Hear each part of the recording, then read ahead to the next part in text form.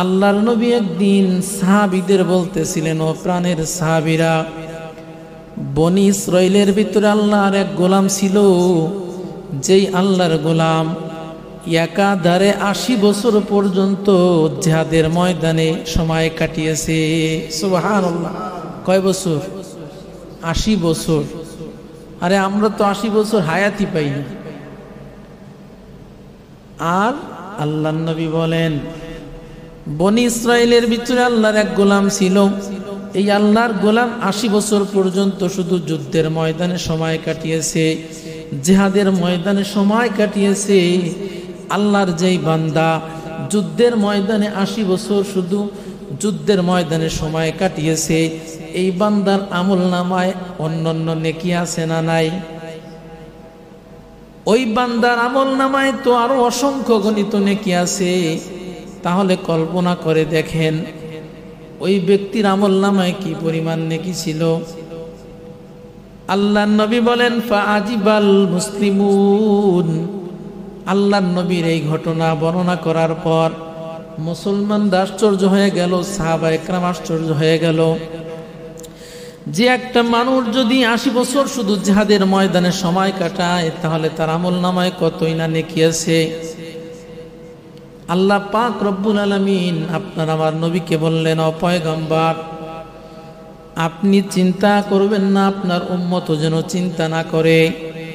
আল্লাহ পাক রব্বুল আলামিন আপনার এবং আপনার উম্মতের জন্য সুসংবাদ দিয়া সূরাতুল কদর নাজিল করেছে। সুবহানাল্লাহ। সুনানে কুবরার বর্ণনা, সুনানে বাইহাকির ভিতরেও বর্ণনা আসছে। وعن علي بن عروة رضي الله تعالى عنه أنه قال ذكر رسول الله صلى الله عليه وسلم 4 من بني إسرائيل عبدوا الله 80 عاما لم يعصوا طرفة عين।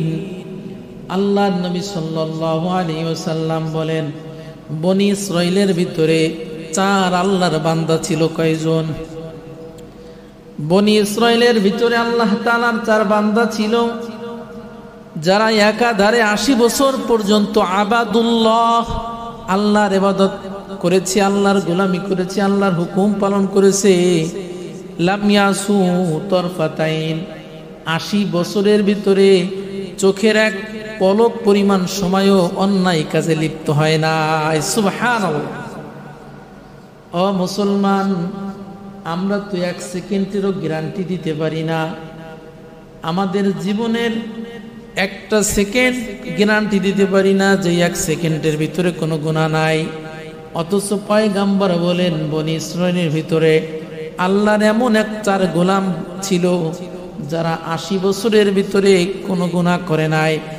চোখের একটা পলক ফেলতে যে পরিমাণ সময় লাগে, এই পরিমাণ সময়ও আল্লাহর নাফরমানিতে লিপ্ত হয় নাই।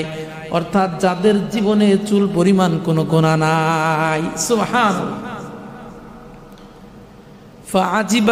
ফাআজিবাতিল উম্মাতু, নবীর মুখে ঘটনা শ্রবণ করার পর উম্মত আশ্চর্য হয়ে গেল, সাহাবায়ে কেরাম আশ্চর্য হয়ে গেল যে ৮০ বছর পর্যন্ত ইবাদত বন্দেগী করেছে, জীবনে কোনো গুনাহ করে নাই, তাহলে তারা আল্লাহ তাআলার কাছে কতটা দামি। অতএব উম্মতে মুহাম্মাদী তথা সাহাবায়ে কেরাম চিন্তা করলো, মনে হয় জান্নাতে যাওয়ার জন্য আমাদের কোনো ব্যবস্থা থাকবে না, জান্নাত মনে হয় অন্য অন্য নবীর উম্মত কামাই করে নিয়ে যাবে, আমাদের জন্য মনে হয় জান্নাতের কোনো স্থান বরাদ্দ থাকবে না। সাহাবায়ে কেরাম চিন্তায় পড়ে গেলেন, কারণ আমাদের হায়াত তো ৮০ বছরও আমরা হায়াত পাই না, আর তারা ৮০ বছর ধরে শুধু ইবাদত বন্দেগী করেছে, ৮০ বছরের ভিতরে জীবনে কোনো গুনাহ করে নাই। আল্লাহর নবী সাল্লাল্লাহু আলাইহি ওয়াসাল্লামের কাছে জিবরিল আমিন এসে হাজির। জিবরিল আমিন বলতেছেন, ইয়া মুহাম্মদ, ও মুহাম্মদ সাল্লাল্লাহু আলাইহি ওয়াসাল্লাম, আপনি চিন্তা করবেন না, আপনি টেনশন করবেন না। আল্লাহ পাক রব্বুল আলামিন আপনার জন্য, আপনার গোটা উম্মতের জন্য সুসংবাদ দিয়া সূরাতুল কদর নাজিল করেছে। ওই সূরাতুল কদরের ভিতরে একটা রজনী আছে, ওই সূরাতুল কদরের ভিতরে একটা রজনীর কথা আছে। ওই রজনীর মর্যাদা কত! আল্লাহ পাক রব্বুল আলামিন আপনার এবং আপনার উম্মতের জন্য সুসংবাদ দিয়ে দিছে। এই যে বনি ইসরায়েলের ভিতরে 4 আল্লাহর গোলাম 80 বছর ধরে শুধু আল্লাহর হুকুম পালন করেছে, 80 বছরের ভিতরে কোনো গুনাহ করে নাই, 80 বছর ইবাদত বন্দেগী করে তাদের আমল নামায় যে পরিমাণ নেকি হয়েছে, আল্লাহ পাক রব্বুল আলামিন আপনার এবং আপনার উম্মতের জন্য লাইলাতুল কদর নামের এক রজনী নাজিল করেছেন। ওই রজনীতে আল্লাহ তাআলা আপনার এবং আপনার উম্মতের জন্য তার চেয়েও বহু গুণে নেকি বেশি দান করবে। সুবহানাল্লাহ। আল্লাহ পাক রব্বুল আলামিন জানায় দিলেন লাইলাতুল কদরি খায়রুম মিন আলফি শাহর। আল্লাহ বলেন ওই যে 80 বছর ধরে বনি ইসরাইলের আল্লাহর গোলামের ইবাদত বন্দেগী করেছে, 80 বছরের ভিতরে গুনাহ করে নাই। এই 80 বছর ইবাদত বন্দেগী করে যে পরিমাণ নেকি অর্জন করেছে, আল্লাহ বলেন লাইলাতুল কদর নামের এক রজনীতে যদি তোমরা আমার গোলামি করতে পারো, আমি আল্লাহ ওই 80 বছরে যে পরিমাণ নেকি অর্জন করেছে তার চেয়েও বেশি সব তোমাদের আমল নামায় দিয়া দিব। এই লাইলাতুল কদরে সূরাতুল কদর নাজিল হয়েছে। আল্লাহ পাক রব্বুল আলামিন বলেন ইন্না আনজালনাহু ফি লাইলাতিল কদর। আল্লাহ বলে ও দুনিয়ার আল্লাহ তাআলা বলো দুনিয়ার গোলামেরা, আমি এই লাইলাতুল কদরে কোরআন নাজিল করেছি। কোরআন নাজিল হয়েছে কোন রাতে? লাইলাতুল কদরে। বলতে পারেন হুজুর সারা জীবন শুনি আসলাম কোরআন নাজিল হয়েছে আমাদের নবীর উপরে 23 বছর ব্যাপী। কয় বছর ব্যাপী? অথচ আপনি কোরআন দিয়ে আলোচনা করতেছেন আল্লাহ লাইলাতুল কদরে কোরআন নাজিল করেছে। কি সমাধান? রাইসুল মুফাসসিরিন আব্দুল্লাহ ইবনে আব্বাস রাদিয়াল্লাহু তাআলা আনহু বলেন ইন্নাল্লাহা সুবহানাহু ওয়া তাআলা আনজালাল কুরআনা ফি লাইলাতিল কদরি মিনাল লাওহিল মাহফুজ ইলা বাইতিল ইজ্জাতি মিনাস সামাঈদ দুনিয়া। আল্লাহ পাক রব্বুল আলামিন এই লাইলাতুল কদরে একসঙ্গে লাউহে মাহফুজ থেকে দুনিয়ার আসমানে গোটা কোরআনকে একসঙ্গেই নাজিল করেছে। সুবহানাল্লাহ। লাইলাতুল কদরে লাউহে মাহফুজ থেকে দুনিয়ার প্রথম আসমানে আল্লাহ তাআলা গোটা কোরআনকে একসঙ্গেই নাজিল করেছে। সুম্মা নাজালা মুফাসসালা। আল্লাহ নবী বলেন সুম্মা নাজালা মুফাসসালা বিহাসবিল ওয়াকা'i ফি 23 সানাতান আলা রাসূলিল্লাহ। আল্লাহ নবী বলেন যে প্রথমে তো কোরআন গোটা কোরআন একসঙ্গে লাউহে মাহফুজ থেকে দুনিয়ার আসমানে নাজিল হয়েছে। দুনিয়ার আসমানে কোরআনুল কারীম নাজিল হওয়ার পর আল্লাহ পাক রব্বুল আলামিন মুহাম্মাদুর রাসূলুল্লাহর উপরে 23 বছর ব্যাপী ধীরে ধীরে আস্তে আস্তে গোটা কোরআন নাজিল করেছে। সুবহানাল্লাহ। তাহলে লাউহে মাহফুজ থেকে দুনিয়ার আসমানে নাজিল হয়েছে এক রাতে। আর 23 বছর ব্যাপী যে আল্লাহর নবীর উপরে কোরআন নাজিল হয়েছে, এটা হচ্ছে দুনিয়ার প্রথম আসমান থেকে আল্লাহর নবীর উপরে সরাসরি আল্লাহর নবীর উপরে নাজিল হয়েছে 23 বছর ব্যাপী। আর লাউহে মাহফুজ থেকে দুনিয়ার আসমানে অবতীর্ণ হয়েছে এক রজনী। আল্লাহ পাক রব্বুল আলামিন বলেন ইন্না আনজালনাহু ফি লাইলাতিল কদর। আল্লাহ বলেন এই কোরআন আমি লাইলাতুল কদরে নাজিল করেছি। ওয়ামা আদরাকা মা লাইলাতুল কদর। ও পয়গম্বর আপনি জানেন লাইলাতুল কদর কি? লাইলাতুল কদরের কি মর্যাদা, লাইলাতুল কদরের কি দাম, এটা কি আপনি জানেন? আল্লাহর নবী কোনো জবাব দেন না। আল্লাহ তাআলাই বলেন লাইলাতুল কদরি খায়রুম মিন আলফি শাহর। লাইলাতুল কদর সাধারণ কোনো রজনী নয়। লাইলাতুল কদর হচ্ছে 1000 মাস অপেক্ষা উত্তম। কয় হাজার মাস? 1000 মাস। হিসাব করে দেখছেন কত বছর হয়? 83 বছর 4 মাস। কয় বছর? 83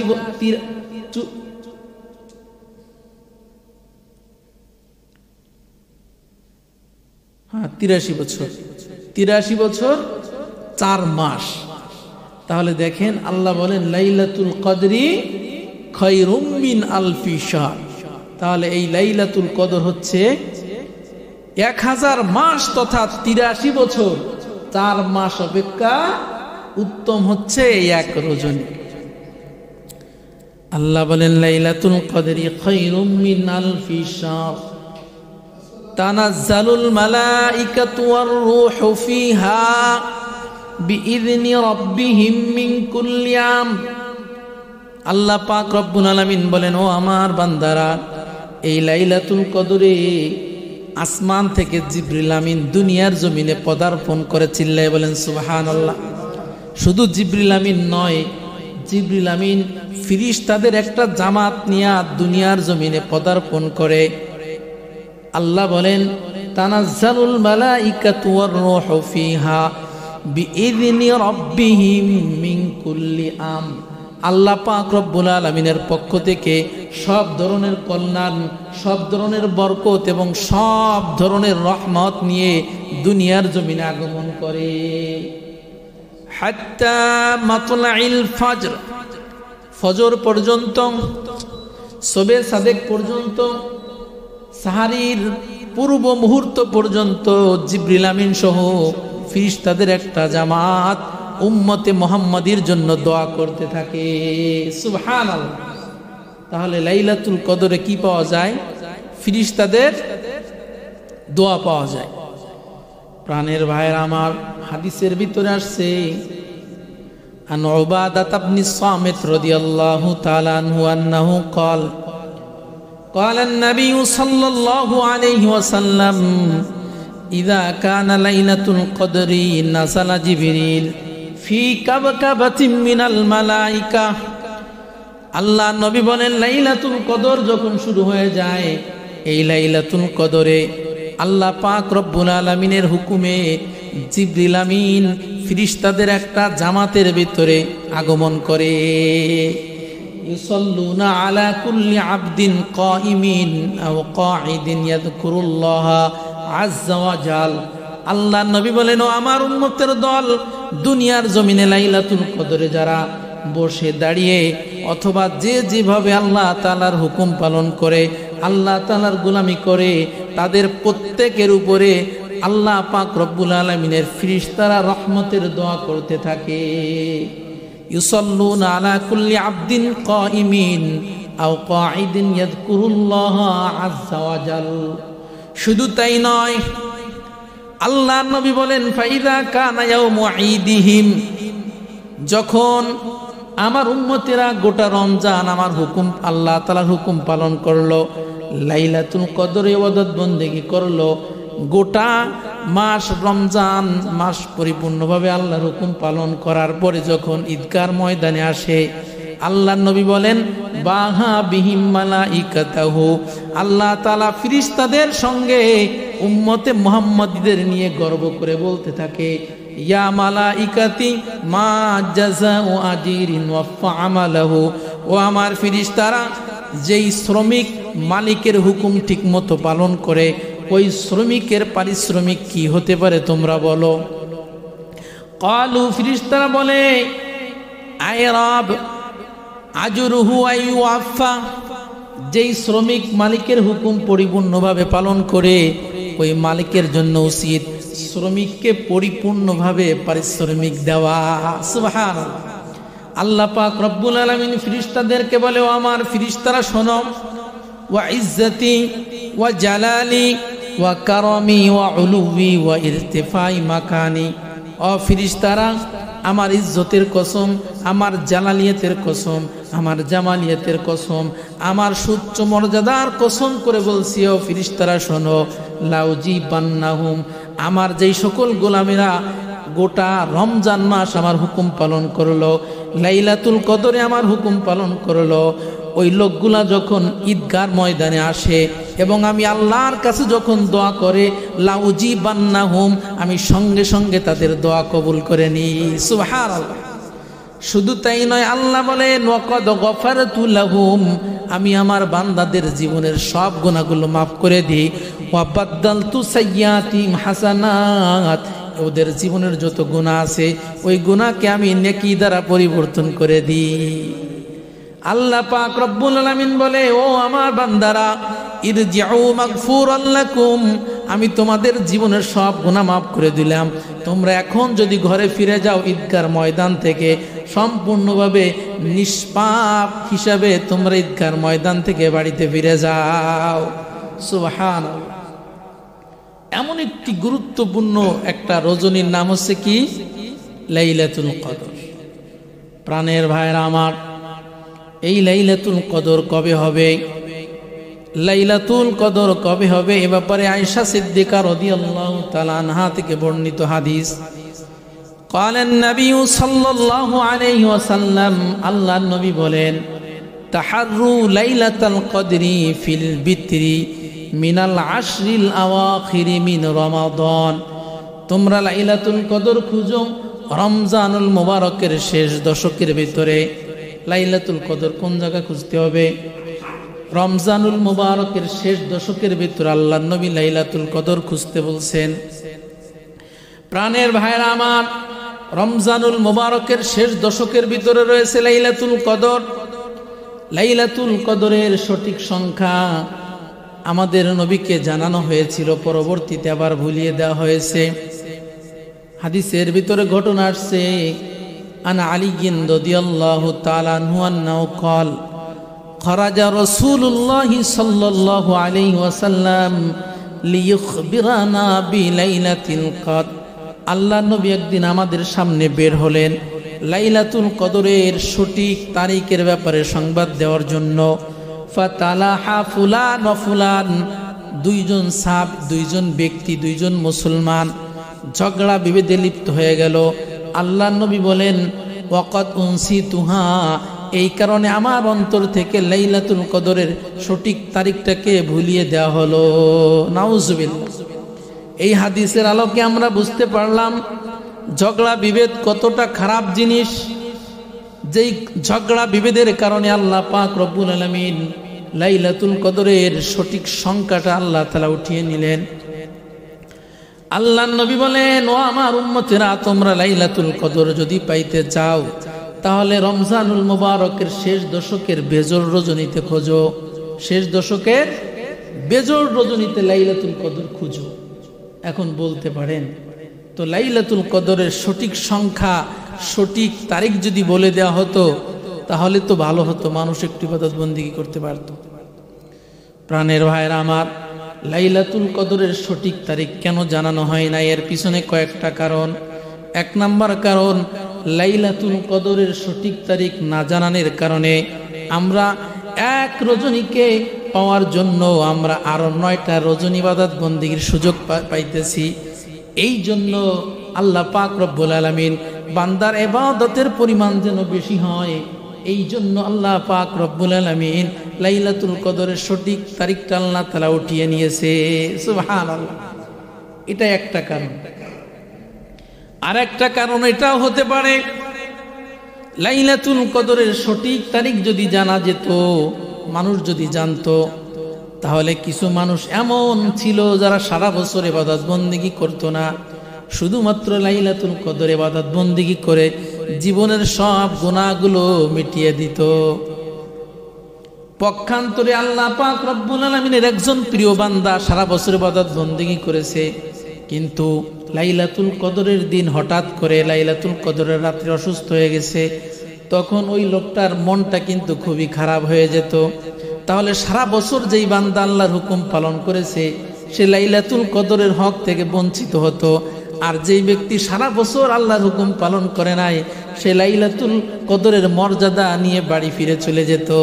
এই জন্য আল্লাহ তাআলা বললেন যে লাইলাতুল কদর নির্দিষ্ট এক রজনীতে নয়, লাইলাতুল কদর পেতে হলে শেষ দশকের বেজোড় রজনীতে ইবাদত বন্দেগী করতে হবে। আর সারা বছর যেই ব্যক্তি ইবাদত বন্দেগী করেছে ওই ব্যক্তি লাইলাতুল কদর তার পক্ষে পাওয়া সম্ভব। সারা বছর যে ব্যক্তি ইবাদত বন্দেগী করেছে তার পক্ষেই শেষ দশকের বেজর রজনীতে ইবাদত বন্দেগী করা সহজ।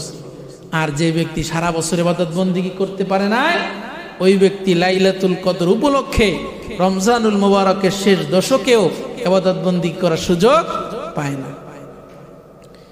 এই জন্য প্রাণের ভাইরা আমার, এই লাইলাতুল কদর উপলক্ষে আমরা কি আমল করব? আম্মা জান আয়েশা সিদ্দিকা রাদিয়াল্লাহু তাআলা আনহা থেকে বর্ণিত হাদিস, তিনি বললেন, আল্লাহর নবীকে বললেন, ইয়া রাসূলুল্লাহ আরাআইতা ইন আলিমতু আইয়া লাইলাতিন লাইলাতুল কদরি মাযা আকুল।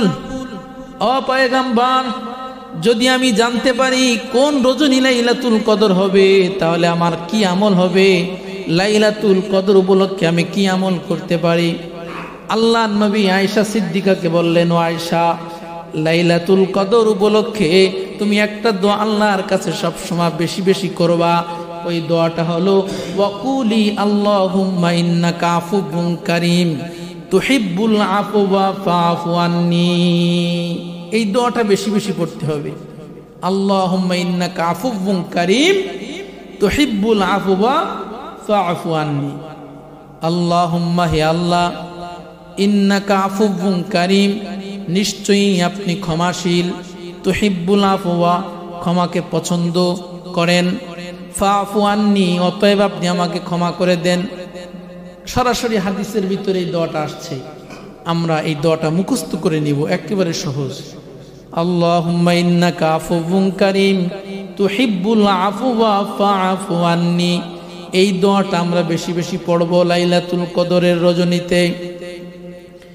যদি কোনো ব্যক্তি লাইলাতুল কদরে এই দোয়াটা মুখস্থ করতে নাও পারে, এই দোয়ার মূল সারমর্ম হচ্ছে আল্লাহ তাআলার কাছে ক্ষমা চাওয়া। বাংলায় আল্লাহর কাছে ক্ষমা চাইবেন, রব্বুল আলামিন, জীবনে বহুত গুনাহ করেছি, হাজার রকমের গুনাহ আমি করেছি আল্লাহ, সমস্ত গুনাহের থেকে আপনার দরবারে ক্ষমা প্রার্থনা করছি। যারা আরবিতে পারবেন না তারা কমপক্ষে বাংলায় হলেও আল্লাহর কাছে কি করতে হবে? বেশি বেশি ক্ষমা চাইতে হবে। এই লাইলাতুল কদর পাওয়ার জন্য আপনার আমার নবী কি করেছেন? শেষ দশকে ইতিকাফ করেছেন। প্রাণের ভাইরা আমার, লাইলাতুল কদর যদি আপনি পাইতে চান তাহলে শেষ দশকে ইতিকাফ করতে হবে। কি করতে হবে? হাদিসের ভিতরে আসছে, কানা রাসূলুল্লাহ সাল্লাল্লাহু আলাইহি ওয়াসাল্লাম ইয়াতাকিফু ফি কুল্লি রমাদান 10 আইয়াম। আল্লাহর নবী প্রতি রমজানে শেষ দশকে 10 দিন করে ইতিকাফ করতেন। ফালাম্মা কানাল আমুল্লাযী কুবিদা ফীহি ইতাকাফা 20 ইয়াওমা। যেই বছর নবীর ইন্তেকাল হয়ে গেল, ওই বছর আল্লাহর নবী 10 দিন নয় বরং 20 দিন ইতিকাফ করেছে। চিল্লায়ে বলেন সুবহানাল্লাহ। প্রথম মাঝের দশকে আল্লাহর নবী ইতিকাফ করেছেন। আল্লাহর নবীকে জানিয়ে দেওয়া হয়েছে, পয়গম্বর, মাঝের দশকের ভিতরে আপনি লাইলাতুল কদর পাবেন না। লাইলাতুল কদর পেতে হলে শেষ দশকে আপনার ইতিকাফ করতে হবে। শেষ দশকে যারা ইতিকাফ করবে তাদের জন্য লাইলাতুল কদর পাওয়া কি একেবারে সহজ। ইতিকাফ মানে আল্লাহর ঘরে 24 ঘন্টা থেকে ইবাদত বন্দেগী করা। তো যেই ব্যক্তি 10 দিনের জন্য ইতিকাফে বসলো, সে তো ইবাদতের পথেই আছে, অতএব ওই ব্যক্তি লাইলাতুল কদর পেয়ে যাবে। এই জন্য প্রাণের ভাইরা আমার, শেষ দশকে ইতিকাফ করতে হবে। আল্লাহর নবী সারা জীবনে ইতিকাফ করেছেন। আল্লাহর নবীর স্ত্রীরাও ইতিকাফ করেছেন। আল্লাহর নবীর স্ত্রীরাও কি করেছেন? ইতিকাফ করেছেন। قال النبي صلى الله عليه وسلم, আল্লাহর নবী বলেন, ইতাকাফা রাসূলুল্লাহ সাল্লাল্লাহু আলাইহি ওয়াসাল্লাম 10 আইয়াম। আল্লাহর নবী 10 দিন ইতিকাফ করেছেন। হাত্তা তাওয়াফা, আল্লাহর নবীর ইন্তেকালের আগ পর্যন্ত, যতদিন আল্লাহর নবী জীবিত ছিলেন ততদিন পর্যন্ত আল্লাহর নবী 10 দিন করে ইতিকাফ করেছেন, মৃত্যুর আগ পর্যন্ত। আল্লাহর নবীর ইন্তেকাল হয়ে গেল। সুম্মা তাকাফা আজওয়াজুহু, আল্লাহর নবীর স্ত্রীরা পর্যন্ত ইতিকাফ করেছে। আমরা অনেকে মনে করি ইতিকাফ মনে হয় শুধুমাত্র পুরুষের জন্য, বিষয়টা তা না। ইতিকাফ কিসের জন্য? নারী পুরুষ সকলের জন্য। পুরুষে ইতিকাফ করবে মসজিদে, মসজিদের ভিতরে পুরুষে ইতিকাফ করবে, আর নারী ইতিকাফ করবে ঘরের কিনারায়। পুরুষের জন্য হলো মসজিদ, নারীর জন্য ঘরের কিনারা। এই জন্য আজকে মাগরিবের পর থেকে আপনার ইতিকাফ শুরু, শেষ দশকের শুরু হবে মাগরিবের আজানের পর থেকে। এই জন্য আমরা যারা ইতিকাফ করতে চাই আমাদেরকে ইতিকাফে বসতে হবে আজকে মাগরিবের আগ থেকে। মাগরিবের আগ থেকে এসে কি করতে হবে? মসজিদে হাজির হতে হবে। প্রাণের ভাইরা আমার, দুনিয়ার জমিনে যারা ইতিকাফ করবে তাদের কি লাভ? قال النبي صلى الله عليه وسلم, আল্লাহর নবী সাল্লাল্লাহু আলাইহি ওয়াসাল্লাম বলেন, মান ইতাকাফা ইয়াওমান ইবতিগা ওয়াজহিল্লাহ, আল্লাহ পাক রব্বুল আলামিনকে রাজি এবং খুশি করার জন্য একদিন যে ব্যক্তি ইতিকাফ করবে, কয়দিন? একদিন যে ব্যক্তি ইতিকাফ করবে, জালাল্লাহু বাইনাহু ওয়া বাইনান নার সালাসা খানাদিকা, ওই ব্যক্তির মাঝে তথা ইতিকাফকারীর মাঝে এবং জাহান্নামের মাঝে আল্লাহ পাক রব্বুল আলামিন 3 খন্দক দূরত্ব সৃষ্টি করে দিবে। সুবহানাল্লাহ। কয় খন্দক? 3 খন্দক। একদিন যে ব্যক্তি ইতিকাফ করবে, 10 দিন না, 10 দিন তো আরো দূরের কথা। আল্লাহর নবী বলেন মাত্র একদিন যে ব্যক্তি ইতিকাফ করবে, মাত্র একদিন যে ব্যক্তি ইতিকাফ করবে, ওই ইতিকাফকারীর মাঝে এবং জাহান্নামের মাঝে আল্লাহ তাআলা 3 খন্দক ব্যবধান এবং দূরত্ব সৃষ্টি করে দিবেন। আল্লাহর নবী বলেন কুল্লু খান্দাকিন আবাদু মিম্মা বাইনাল খাফিকাইন। আল্লাহ নবী বলেন, ও আমার উম্মতেরা, খন্দক কাকে বলায় তোমরা তো জানো না। খন্দক হলো আসমান এবং জমিনের মাঝে যতটা দূরত্ব, এতটুকু দূরত্বকে এক খন্দক বলা হয়। সুবহানাল্লাহ। দুনিয়া থেকে নিয়ে, দুনিয়ার জমিন থেকে নিয়ে আসমান পর্যন্ত যতটা ব্যবধান আছে, কুল্লু খান্দাকিন আবাদু মিম্মা বাইনাল খাফিকাইন, আসমান এবং জমিনের মাঝে যতটা দূরত্ব, এই দূরত্বকে কি বলা হয়? এক খন্দক।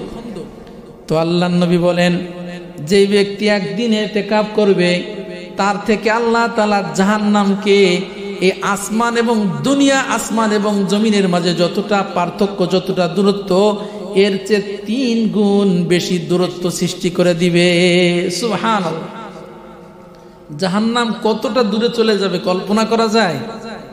দুনিয়া থেকে আসমান পর্যন্ত যতটা দূরত্ব, এর 3 গুণ দূরত্ব ইতিকাফকারীর মাঝে এবং জাহান্নামের মাঝে করে দেওয়া হবে। সুবহানাল্লাহ। কয়দিন ইতিকাফ করলে? একদিন। তাহলে আমরা যদি 10 দিন ইতিকাফ করি, 3 10 30 খন্দক একজন ইতিকাফকারীর মাঝে এবং জাহান্নামের মাঝে কতটুকু দূরত্ব সৃষ্টি হয়? বলে 10 খন্দক দূরত্ব সৃষ্টি হয়ে যায়। প্রত্যেক খন্দকের দূরত্ব কতটুকু? দুনিয়া থেকে আসমানের মাঝে যতটুকু দূরত্ব। কল্পনা করা যায় এত ফজিলতের কাজ। এরপরেও দেখবেন ইতিকাফকারী মুসল্লিদের বড় অভাব। যদি বলা হয়, চাচা আপনার বয়স তো শেষ দিকে, আপনি একটু ইতিকাফ করেন। হুজুর আমার দিয়ে হবে না, এই কাজ আমার দিয়ে হবে না, ব্যস্ততার শেষ নেই। মুসলমান ভাইরা আমার, তার মানে এই সমস্ত নেকি আমরা চাই না, নেকি আমাদের দরকার নেই। জাহান্নাম থেকে আপনার আমার মাঝে দূরত্ব হয়ে যাবে, তাও কেমন যেন একটা ভাব আমরা চাই না। এই জন্য স্বেচ্ছায় মসজিদের পক্ষ থেকে কোনো চাপ প্রয়োগ না, স্বেচ্ছায় ইতিকাফ করতে হবে। ইতিকাফ এটা হচ্ছে ফরজে কিফায়া। আপনি যদি এতেকাফ এই মসজিদের পক্ষ থেকে একজন মুসল্লিও যদি এতেকাফ না করে, প্রত্যেকটা মুসল্লি গুনাহগার হবে। আবার একজন মুসল্লিও যদি এতেকাফ করে, প্রত্যেকটা মুসল্লির হক আদায় হয়ে যাবে। অনেক মসজিদে এতেকাফকারীকে পাওয়া যায় না, পরে মসজিদ কমিটি কি করে, টাকার বিনিময় লোক ভাড়া করে এতেকাফে বসায়। আছে না নাই? মসজিদ কমিটি গুনার থেকে বাঁচার জন্য যদি লোক ভাড়া করে বসায়, গুনাহ থেকে মসজিদ কমিটি বেঁচে গেল, কিন্তু আপনি জীবনে কি অর্জন করলেন? আপনি 10 দিন এতেকাফের বিনিময় যে আপনি নিলেন, আপনি আল্লাহর কাছ থেকে কি বিনিময় পাবেন? কথা বোঝেন নাই? যারা এই কাজ করে 10 দিনে এতেকাফে বসে, এরপরে মসজিদ কমিটির কাছ থেকে কি নেয়? টাকা নেয়। টাকার বিনিময়ে যারা এতেকাফে বসবে, ওর আমল নামায় চুল পরিমাণও নেকি হবে না, চুল পরিমাণও কি হবে না। অথচ আল্লাহর নবী বলেন ইতিকাফ করা কতটা সওয়াবের কাজ। আল্লাহর নবী বলেন আল মুতাকিফু হুয়া ইয়াতাকিফুদ দুনুব। আল্লাহর নবী বলেন দুনিয়ার জমিনে যারা ইতিকাফকারী, আল্লাহ পাক রব্বুল আলামিন ওদেরকে দুনিয়ার জীবনের সমস্ত গুনাহ থেকে হেফাজত করে। আচ্ছা, মসজিদে যে ইতিকাফ করে সে কি গুনাহ করতে পারে?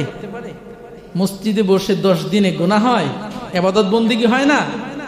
কোন গুনার কোন সিস্টেমই নাই। তো আল্লাহর নবী বলেন আল মুতাকিফু হুয়া ইয়াতাকিফুদ দুনুব, ইতিকাফকারী সমস্ত প্রকারের গুনাহ থেকে বিরত থাকে। ওয়ায়ুজরা লাহু মিনাল হাসানাত কাআমিলিল হাসানাতি কুল্লিহা। আল্লাহর নবী বলেন একজন মুসল্লি মসজিদের ভিতরে ইতিকাফে বসলো, ইতিকাফে বসার কারণে অনেক নেক কাজ করার সুযোগ পায় নাই। উদাহরণস্বরূপ রসুলপুর মাদ্রাসায় জানাজা হচ্ছে, এই লোকটা যদি ইতিকাফে না বসতো তাহলে জানাজায় যাইতো। অথবা অমুক এলাকার ভিতরে বড় কোনো দ্বীনি কাজ হচ্ছে, ওই লোকটা দ্বীনি কাজে যেতে পারতেছে না, কেন? সে মসজিদে ইতিকাফে আছে। আল্লাহর নবী বলেন ইতিকাফকারী ইতিকাফে না বসে মসজিদের বাহিরে যত ধরনের নেক আমল করার সুযোগ সে পেত, ওই নেক আমল করার কারণে যে পরিমাণ নেকি তার আমল নামায় হতো, আল্লাহ পাক রব্বুল আলামিন ইতিকাফকারীর আমল নামায় তার চেয়ে বহু গুণে বেশি নেকি দান করে দেয়। সুবহানাল্লাহ। আপনি মসজিদে ইতিকাফে থাকার কারণে অনেক ভালো কাজ করতে পারতেছেন না, কিন্তু বাইরে থাকলে কি করতেন? অনেক ভালো কাজ করতেন। আল্লাহর নবী বলেন তুমি যত প্রকারের ভালো কাজ করতা, ওই ভালো কাজ করার সব তুমি ইতিকাফে বসো, আল্লাহ পাক রব্বুল আলামিন তোমার আমল নামায় দিয়ে দিবে। এই জন্য আমরা ইতিকাফ করতে রাজি আছি তো? রাজি আছি? প্রত্যেকের নিয়ত থাকা দরকার যে আমি ইতিকাফ করব। সম্মানিত মুসল্লিয়ান ইকরাম,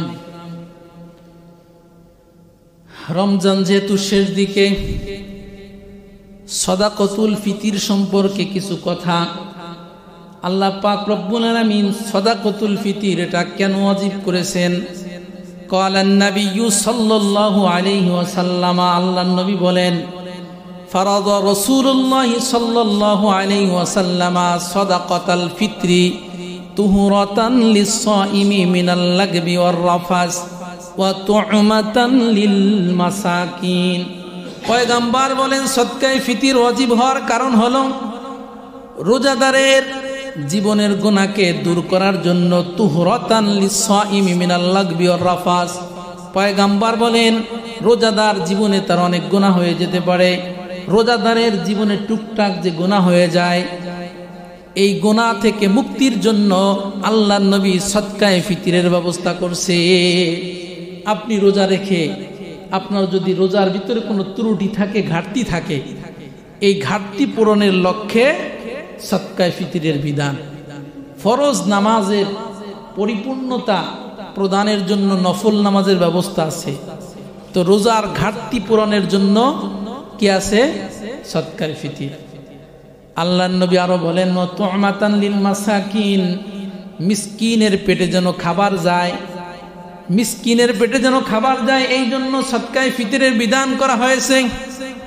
আমরা অনেকে সদকায়ে ফিতর আদায় করি, তবে কখন? ঈদের দিন, অথবা অনেকে ঈদের নামাজের পরেও সদকায়ে ফিতর আদায় করে।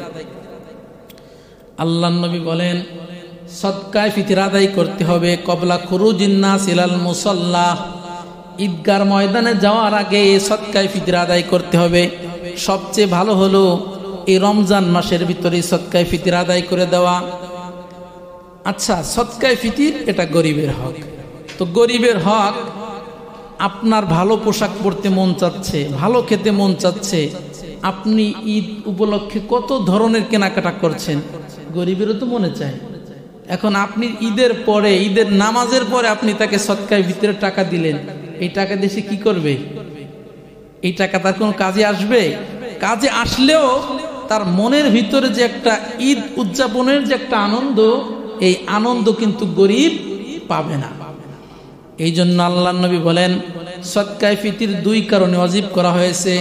এক নাম্বার রোজাদারদেরকে পবিত্র করার জন্য, দ্বিতীয় নাম্বার গরিবের পেটে যেন খাবার যায়, গরিব যেন ধনীদের সঙ্গে আনন্দের সঙ্গে ঈদ উদযাপন পালন করতে পারে।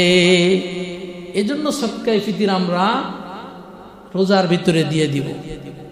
সদকায়ে ফিতরের ব্যাপারে ভ্রান্ত ধারণা আছে, ধারণাগুলো আপনারা অনেকেই জানেন না, আপনাদেরকে আমি বিষয়টা বুঝাই। আমাদের দেশে একটি সম্প্রদায় আছে, নাম হলো আহলে হাদিস। কি সম্প্রদায়? আহলে হাদিস। এই আহলে হাদিস সম্প্রদায় সব সময় এক লাইন বেশি বোঝে। কয় লাইন বেশি বোঝে? এ আল্লাহর নবীর চেয়েও এরা বেশি বোঝে। এদের ভাবটা এমন যে আল্লাহর নবী যদি জীবিত থাকতো, নবীর চেয়েও এক লাইনে এরা কেমন জানি বেশি বোঝে। এদের ভাব এরকম। এই জন্য আহলে হাদিস মৌলবীর অভাব আমাদের বাংলাদেশে নাই। অসংখ্য গণিত আহলে হাদিস মৌলবী আছে। খবরদার, আহলে হাদিস মৌলবীর খপ্পরে পড়বেন না, সাবধান। আহলে হাদিস মৌলবীর খপ্পরে যদি পড়েন, দুনিয়াও শেষ, আখিরাতও শেষ। আহলে হাদিস মৌলবীর খপ্পরে যদি পড়েন, স্ত্রী দিয়েছেন 3 তালাক, ওদের কাছে যাবেন, কোনো তালাক হয় না, 1 তালাক হয়েছে, যাও। হারাম স্ত্রী নিয়ে সারা জীবন সংসার করবেন, ওই মৌলবীর ফতুয়ায়, কিন্তু সারা জীবন গুনাহ হবে কার? আপনার। এই জন্য সাবধান। এই আহলে হাদিস সম্প্রদায় বলে সদকায়ে ফিতর টাকা দিয়ে দিলে নাকি আদায় হবে না। এদের যুক্তি কি? এদের যুক্তি হলো নবীর জামানায় খাদ্য দিয়ে সদকায়ে ফিতরের কথা আসছে, হাদিসে আসছে। আল্লাহর নবী বলেন ফারাজা রাসূলুল্লাহ সাল্লাল্লাহু আলাইহি ওয়াসাল্লামা সাদাকাতাল ফিতরি সাআন মিন তামারিন সাআন মিন শাঈরিন। হাদিসের ভিতরে খাদ্যের কথা আছে, গমের কথা আছে, জবের কথা আছে, খেজুরের কথা আছে, কিশমিশের কথা আছে, পনিরের কথা আছে। হাদিসের ভিতরে কয়টা জিনিস দিয়ে সদকায়ে ফিতর দেওয়ার কথা আছে? 5টা জিনিস দিয়ে সদকায়ে ফিতর দেওয়ার কথা আছে। এটা আমরা অস্বীকার করি না, এটা আমরা স্বীকার করি। বরং এই কথা আমরা জনগণকে আরো উদ্বুদ্ধ করি যে সাহাবায়ে কেরাম 5 জিনিস দিয়ে সদকায়ে ফিতর আদায় করেছেন। যারা গরিব ছিলেন তারা গম দিয়ে, যারা আরেকটু ধনী ছিলেন তারা জব দিয়ে, যারা আরেকটু ধনী ছিলেন তারা খেজুর দিয়ে, এর চেয়ে বেশি ধনী যারা ছিলেন তারা কিশমিশ দিয়ে, সবচেয়ে ধনী সাহাবায়ে কেরাম যারা ছিলেন তারা পনির দিয়ে সদকায়ে ফিতর আদায় করেছে। এটা তো নবীর স্পষ্ট হাদিস। তাহলে আসুন, আল্লাহর নবীর জামানায় সদকায়ে ফিতর খাবার দিয়ে, খাদ্য দিয়ে দিতে বলা হয়েছে বিশেষ এক কারণে। কারণ কি? কারণটা হলো নবীর জামানায় মানুষের অবস্থা এমন ছিল, আপনারা জানেন আল্লাহর নবী ক্ষুধার কারণে পেটে পাথর বেঁধেছে। আমাদের এই জামানায় ক্ষুধার কারণে পেটে পাথর বাঁধা লাগে? লাগে না। তো রসুলের জামানায় খাবারের খুব অভাব অনটন ছিল, যার কারণে খাবারটাই ছিল ওই জামানার সবচেয়ে গুরুত্বপূর্ণ জিনিস। এই জন্য আল্লাহর নবী বলছেন যে তোমরা খাবার দিয়ে সদকায়ে ফিতর আদায় করো। আমাদের এই বাংলাদেশেও তো 50 বছর আগে মানুষ গাড়ি বাড়ির ফিকির করতো না, পেটে ঠিকমতো একটু খাবার দিতে পারলেই বাঁচত। আমাদের গ্রামে এমনও হাজারো নজির আছে, এরকমের বিঘাকে বিঘা জমিন দিয়ে দিছে, সামান্য কিছু চাউলের বিনিময়, 1 মণ চাউলের বিনিময় একজনের নামে জমি লিখে দেয়। এই জাতীয় রেকর্ড আপনাদের এলাকায় আছে কিনা? আমাদের এলাকায় আছে। 50 বছর আগে মুরব্বীরা খাবারের জন্য নিজের জমি লিখে দিত। তাহলে খাবারের অভাব অনটন রাসূলের জামানায় খুব বেশি ছিল। এই জন্য আল্লাহর নবী বলছেন তোমরা সদকায়ে ফিতির খাবার দিয়ে আদায় করো। এই জামানায় মানুষের কিন্তু যত গরিব হোক খাবার নিয়ে অত টানাটানি নাই। তাহলে আল্লাহর নবী সদকায়ে ফিতির খাবার দিয়ে দিতে বলছেন কেন? যা দিয়ে গরিবের উপকার বেশি হয়। এই জামানায় সদকায়ে ফিতির যদি টাকা দিয়ে দেওয়া হয় তাহলে গরিবের উপকার সবচেয়ে বেশি হবে। এখন আপনি দিলেন গম, আরেকজনে দিল গম, আরেকজনে দিচ্ছে গম, ওই লোকটা গম দিয়ে কি করবে? তার তো এখন নগদ 500 টাকা হলে সন্তানদের একটু ঈদ উপলক্ষে একটু ভালো কিছুর ব্যবস্থা করতে পারে। কারণ আপনি গম দিয়ে বসে রাখছেন। এখন সে গম কি করবে? বিক্রি করবে। এই তাল বাহানা করার সময় আছে? এই জন্য অত বেশি বুঝেন না। বেশি বোঝা কিনা ভালো না। আল্লাহর নবী এমন জিনিস দিয়ে সদকায়ে ফিতির দিতে বলছেন যার দ্বারা গরিবের সর্বাধিক সবচেয়ে বেশি চাহিদা পূরণ হয়। এই জামানার দিকে যদি আমরা তাকাই তাহলে টাকা দিয়ে সদকায়ে ফিতির আদায় করলে গরিবের হক, গরিবের চাহিদা সবচেয়ে বেশি পূর্ণ হয়। এই জন্য এই জামানায়ও যদি কেউ টাকা দিয়ে সদকায়ে ফিতির আদায় করে তাহলে অত্যন্ত সুন্দরভাবে আদায় হবে। সুবহানাল্লাহ। এই কথাটা বাইতুল মুকাররমের বর্তমান খতিব সাহেব স্পষ্ট বলছে। কিন্তু দুঃখের বিষয়, সারা বাংলাদেশের সবচেয়ে বড় মসজিদের খতিব, বাইতুল মুকাররমের খতিব, হের কথার রেফারেন্স কেউ না দিয়া কোন জায়গায় আব্দুর রাজ্জাক বিন ইউসুফ কি একটু বলছে যার ইবারত পড়াটা বিশুদ্ধ না। কোরআনুল কারীম তেলাওয়াত করতে গেলে তা তেলাওয়াত করতে পারে না, হাদিসের ইবারত পড়লে তা শুদ্ধ হয় না। ওই লোকটা কি বলল? ওনার হাওলা দিয়ে, ওনার রেফারেন্স দিয়ে ওনার কথার উপরে মানুষ আমল করতে চায়। আপনাদের ভিতরে আছে কি না এটা আমি জানি না। যেহেতু আমি এক জায়গায় থাকি, আমার কাছে প্রতিনিয়ত প্রশ্ন আসে, প্রতিনিয়ত প্রশ্ন আসে। এই 8 রাকাত তারাবির ব্যাপারও আসে। ওই 8 রাকাত তারাবি এটাও আহলে হাদিসের অভিমত। আরে 8 রাকাত তারাবি সারা বছর আল্লাহর নবী 8 রাকাত আল্লাহর নবী কিয়ামুল লাইল করেছে। তোমরা সারা বছর 8 রাকাত নফল নামাজ পড়ো। আল্লাহর নবী তো নফল নামাজ যা 8 রাকাতের কথা আহলে হাদিসরা বলে, এই 8 রাকাত আল্লাহর নবী সারা বছর পড়েছে। তাই তোমরা সারা বছর পড়ো। সারা বছর তারা 1 রাকাতও নামাজ পড়বে না, তারাবির সময় এসে আল্লাহর নবী 8 রাকাত পড়ছে। আরে বেটা, আল্লাহর নবী তো সারা বছর 8 রাকাত পড়ছে, তুই সারা বছর পড়ছ না কেন? কথা বুঝতে পারছেন? এই জন্য আহলে হাদিসের খপ্পরে আমরা পড়ব না। হক্কানি উলামা একরাম আমাদের বাংলাদেশে পর্যাপ্ত পরিমাণ আছে। ওই টুটোফুটি মৌলবী ওদের পিছিয়ে আমাদের ঘোরার সময় নাই। আর একটা বিষয়, যাকাতের ব্যাপারে আল্লাহ বলেন ফি আমওয়ালিহিম হাক্কুন লিসাইলি ওয়াল মাহরুম। আল্লাহ বলে, ও ধনীদের দল, তোমাদের সম্পদের ভিতরে গরিবের হক আছে।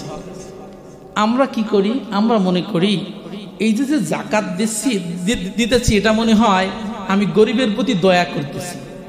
কশিন কালেও নয়। আপনি যে গরিবকে যাকাত দিচ্ছেন এটা গরিবের আপনি চুল পরিমাণ উপকার করতেছেন, এটা আপনার হক আপনি আদায় করতে পারতেছেন।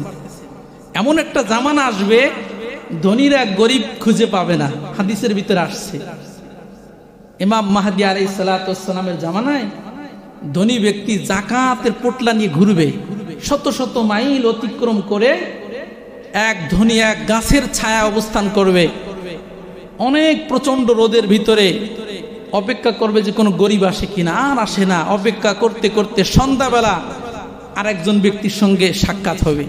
ওই লোককে দেখে মোহাব্বতের সঙ্গে জড়ায় ধরবে, ভাই রে, আমি তো আপনার অপেক্ষায় ছিলাম, আমি কোনো গরিব খুঁজে পাচ্ছি না, সারাদিন অপেক্ষা করতেছি, এই মরুভূমির ভিতরে খুঁজতেছি কোনো গরিব পাওয়া যায় কিনা, তো আপনাকে পেয়ে আমি বড় আনন্দিত, আমার এই যাকাতের টাকাটা নেন। খার আল্লাহ, আপনি ভুল বুঝছেন, আমিও তো খুঁজতেছি গরিব, আমিও কোন জায়গায় গরিব খুঁজে পাওয়া যায় সেই গরিবের সন্তান আমি বের হয়েছি। আপনি আমাকে যাকাতের টাকা দিচ্ছেন, আমি তো যাকাতের টাকা দেওয়ার জন্য বের হয়েছি। এরকম একটা জামানা আসবে। কিন্তু এই গরিবের হক যাকাত, আমরা কি করি? গরিবকে যখন যাকাত দিই মনে করি বহুত কিছু করে ফেলছি জীবনে। এ ব্যাপারে আমাদের সাবধান হতে হবে। আপনার সম্পদকে পবিত্র করতে পারলে, গরিবের হক যদি আপনি বুঝে দিতে পারেন, আপনার সম্পদ পবিত্র হবে। এখানে গরিবের কোনো লাভ নাই, বরং গরিব আপনার উপকার করতেছে। আপনার জাকাতের টাকা গরিব নিয়ে আপনার সম্পদকে পবিত্র করে দিচ্ছে, তো গরিব আপনার উপকার করতেছে, গরিব আপনার ক্ষতি করতেছে না। আর গরিবের প্রতি আপনি কোনো দয়াও করতেছেন না, এটা দয়া না, বরং আমি মনে করি গরিব আপনার প্রতি দয়া করতেছে। গরিব যদি আপনার জাকাতের টাকা না নিত, তাহলে আপনার সম্পদ পবিত্র হতো না। কাল কিয়ামতের ময়দানে এই সম্পদের ব্যাপারে আপনি জিজ্ঞাসিত হতেন। এই জাকাতটা আমরা কিভাবে দিই? অধিকাংশ মানুষ সম্পদের হিসাব করে না, আন্দাজ ঠুয়া 200 লুঙ্গি কিনে দিয়ে দেয়। যে লুঙ্গি দেয় ওটা পরার কোনো সিস্টেমই নাই। এরপরে যে কাপড় যেগুলো দেয়, এই কাপড় এটা মশুরির ভূমিকা পালন করে। এই জাতীয় একবারে সর্বনিম্ন মানের যে কাপড় এবং লুঙ্গি আছে, জাকাতের নামে এটা আমি মনে করি এটা এক ধরনের শয়তানি। জাকাতের নামে শয়তানি, এই শয়তানি বন্ধ করতে হবে। আপনি ধনী, আপনার উপর জাকাত ফরজ, আপনি গরিবকে টাকা দিয়ে দিবেন, ওই কাপড় দেশে কি করবে? আপনি যে কাপড় দিচ্ছেন এই কাপড় কি পরার মতো আছে? তাহলে এই কাপড় দেশে কি করবে? তাকে কাপড় দেওয়ার অধিকার আপনার নাই, তাকে লুঙ্গি দেওয়ার অধিকার আপনার নাই। আপনার সম্পদের উপরে জাকাত ফরজ হয়েছে, আপনি জাকাত হিসাব করে জাকাতের টাকা দিয়ে দেন। সে লুঙ্গি কিনুক, সে কাপড় কিনুক, সেটা তার ব্যক্তিগত বিষয়। আপনার মতন 10 জনে যদি এরকমের লুঙ্গি দিয়ে দেয়, ওই বেটার তো জামা নাই, শুধু লুঙ্গি দিছে, এই লুঙ্গি তো পরার মতো না। এখন কথা হলো যে এইগুলো দেয় কেন? লাভ আছে তো। আমি একজন গরিবরে গোপনে 10,000 টাকা দিয়ে দিলাম, যা বাবা তোমার আমি জাকাত দিয়ে দিলাম, এটা তো এলাকার মানুষ দেখতেছে না, এদিকে এলাকার মানুষ দেখে। আর যখন 200 লুঙ্গি, এরপরে 200 শাড়ি যখন গ্রামে এরকমের কাঁধে নিয়ে বিতরণ করে, এটা কার পক্ষ থেকে? অমুক সাহেবের পক্ষ থেকে। ওই যে মানুষ দেখে, এই মানুষ দেখানোর জন্য জাকাত দিলে আপনার জাকাত আদায় হবে না। এই সমস্ত শাড়ি লুঙ্গি, এই সমস্ত বাটপাড়ি চিটারি সব বাদ দিয়ে দিতে হবে। একেবারে হিসাব করে আপনার সম্পদের কি পরিমাণ জাকাত আসছে, কোনো শাড়ির দরকার নাই, কোনো লুঙ্গির দরকার নাই, কিচ্ছু দরকার নাই। আপনার সম্পদ এর ভিতরে যে পরিমাণ জাকাত আসছে হিসাব করে গরিবের কাছে দিয়ে দেন, তার যা মনে চায় সে কিনে নিবে। আল্লাহ পাক রব্বুল আলামিন আমাদের সকলকে বোঝার এবং আমল করার তৌফিক দান করেন। ওয়া আখির দাওয়ানা আলহামদুলিল্লাহি রাব্বিল আলামিন।